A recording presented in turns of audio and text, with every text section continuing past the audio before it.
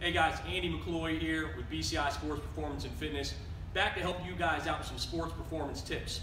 So we're working with a lot of basketball players right now, and one of the things that we always notice is when basketball players show up to the court or they go to the gym, the first thing they usually do is grab a ball and just start shooting around. Now that might work for you when you're a young adolescent, but as you get older, your body needs more physical preparation. What I mean by that is you need a better warm-up instead of just shooting layups. So what we're going to do today is we're going to show you a simple warm-up strategy that can be done in under 10 minutes. You should do this every single time that you step on the basketball court or before you even go work on your game.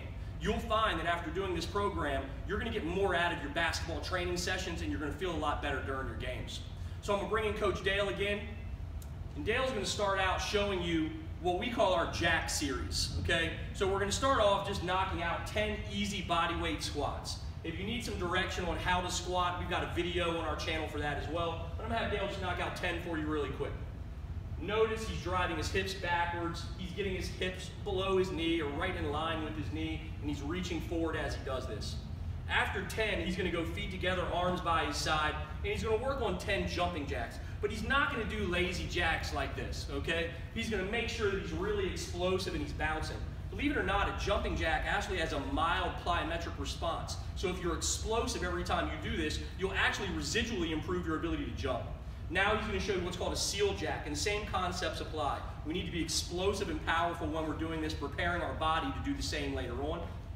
After 10 seal jacks, he's going to go to 10 crisscross jumps. So he will start arms out, legs out, and go. Simple, easy strategy just to get your body temperature up. You can go through this one, maybe even 2 times, all right? Now, after we've got your body fired up, we want to work on some specific areas that basketball players really have trouble with.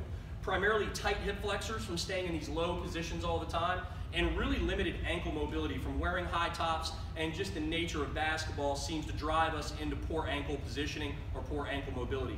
So I'm going to have Dale drop down, and he's in what's called a half kneel stance. So a couple key points is he's got that ankle flexed and loaded. We've got a shoulder, a hip, and a knee stacked right on top of each other. We've got a relatively vertical shin right here. So what I'm going to cue Dale to do from here is he's going to squeeze his right glute a little bit. That's your butt cheek, by the way.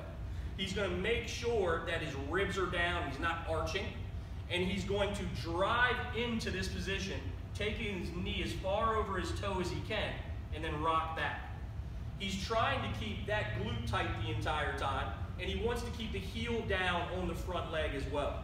This is mobilizing the ankle, working on what's called dorsiflexion, fancy little word for you there, and we're working on mobilizing the hip flexors on the backside leg. We would have you do this about 10 times and then switch legs and do the same. So after we've got the ankles and the hip flexors a little bit more prepared, Dale's going to take a step back here and he's going to go into one of our hybrid mobility movements. We're going to combine a high knee pull with what we call the world's greatest stretch. If you only had like 3 to 5 minutes to do anything, I would knock out a couple of these on each leg and then get right back into the game. But make sure that you do this correctly because it's going to be challenging for a lot of you. So first thing Dale's going to do is go into a single leg stance and own this position. That'll be challenging for many of you in and of itself. He's going to go out into a lunge, dropping both hands down inside his legs. He's then going to push his heel to the wall behind him, straightening that back leg. He's going to drive into the ground with his left arm and reach away, with his right arm and reach away with his left. When he's doing this, he's making sure that he rotates through his chest and his hips stay relatively square. I want his knee to stay directly over top of his toe. He's then going to bring that arm through and drop that forearm to the ground, aligning his left elbow with his left ankle bone, hopefully getting to the floor. As you can see, that's a challenge for Dale, and he's a high-level athlete. From here, he's going to go ahead and place his left hand outside his left leg, drive his hips and butt up into the air, straightening both legs. If you can get into this position, feel free to drive the toes up even more to increase the stretch. He'll then come down, drop his knee to the ground, stand up, bringing both feet parallel, and then go into this side. So I'm going to let Dale rock with this at his own pace so you guys see how this works. Great mobilization there through his T-spine. We'll work on loosening that growing up. I think you forgot that part, but that's okay. Go ahead and plant that hand on the outside of the leg, drive the hips and butt up in the air. Once you get to this position, pull the toes up, see if you can own it, back and down. Very good. All right, so again, like if you only had a couple minutes and you needed to choose one exercise, that's your exercise right there. All right, but next is what we call a caterpillar. So Dale's going to start in a push-up position.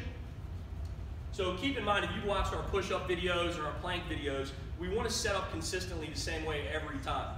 From here, Dale is going to walk his feet towards his hands, keeping his legs as straight as possible, moving 1 inch at a time.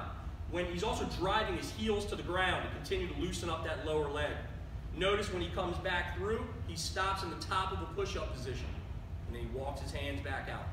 Completing 3 to 5 of these is probably good enough.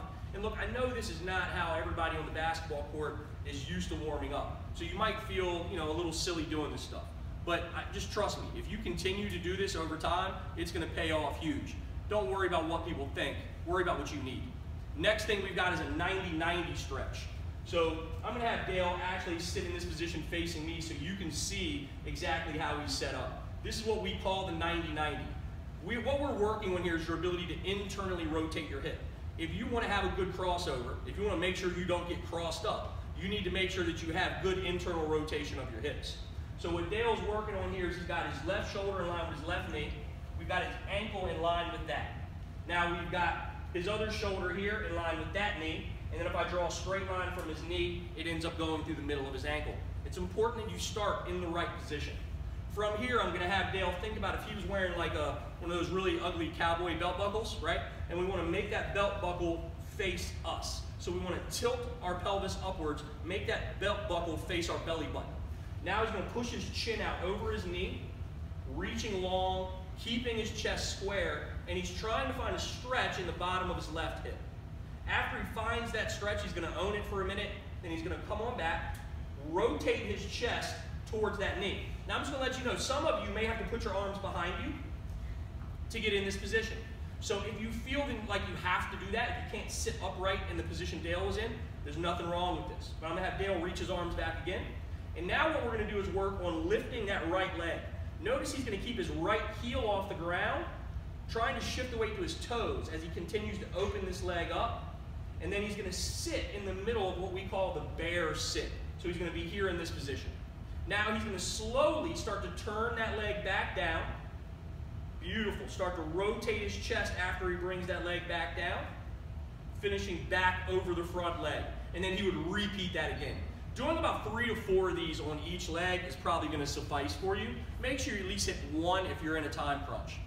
All right, so those are our basic exercises to get your body temperature up, get all the stuff activated that we want activated before you're actually going to play the game. But we want to actually maximize and potentiate your nervous system before you have to be explosive. That's a fancy way to say that we're going to get your body a little more fired up. One of the simple ways to do this is through what's called a pogo jump. So Dale's going to start with his feet about hip width. He's going to have his arms in front of him, elbows underneath his wrist, and he's going to bounce at the ankle explosively. Now notice the action at the ground. The toes are going down and up, down and up. That's important for you to do, and it creates an elastic response. Very good. About 6 to 10 seconds is all you need. I'd wait about 6 to 10 seconds and then repeat one more time. Next thing, we're going to have Dale get into an athletic stance. All right? You should know this if you've watched any of our other videos, but if not, what we want here is we want shoulders right over top of our knees, soft knees, weight over our whole foot, and chest up. From here, Dale's going to pretend like he's in a tunnel. He can't get any higher than this right here.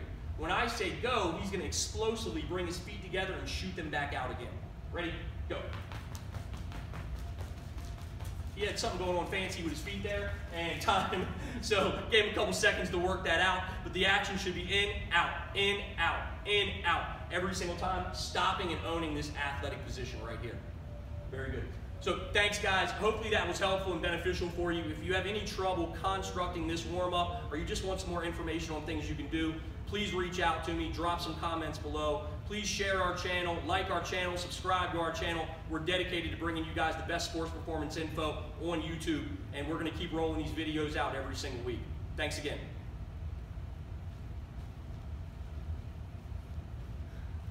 Not bad, not bad.